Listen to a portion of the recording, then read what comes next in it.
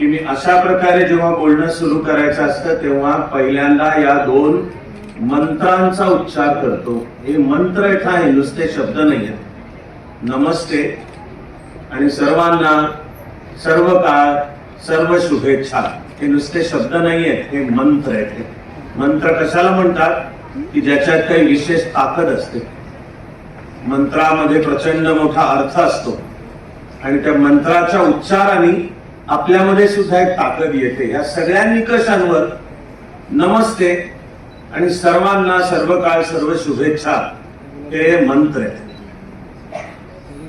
आपल्या भारतीय संस्कृतीच्या मूळच्या विचारामध्ये इतकं मोठं शहाणपण भरलेलं आहे की आपल्या त्या अंगवळणी पडतं आणि अनेका लक्षातच येत नाही की वरकरणी वाटणाऱ्या या साध्या शब्दात केवढा प्रचंड अर्थ भरलाय।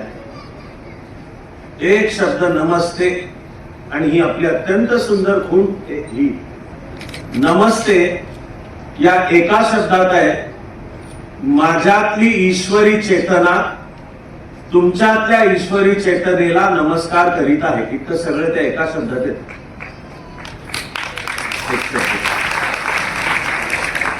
माझ्यातली ईश्वरी चेतना तुमच्यातल्या ईश्वरी चेतनेला नमस्कार करीत आहे। हेही वाक्य असं उलगडलं आणखीन तर मग या वाक्याच्या मुळाशी आणखीन काय दिसेल? माझ्यातली ईश्वरी चेतना तुमच्यातल्या ईश्वरी चेतनेला नमस्कार करीत आहे हे उलगडलं वाक्य तर त्याच्या खाली मूळचा प्रचंड मोठा अर्थ दिसतो की सर्वांमध्ये एकच एक ईश्वरी चैतन्य भरलेलं आहे। या नात्याने आपण सगळे समान, सगळी माणसं समान। तिथं काय जातीपाती उच्च नीचता स्त्री पुरुष विषमतेला जागाच नाही तिथे, कारण की सर्वांमध्ये एकच एक ईश्वरी चेतना भरलेली आहे।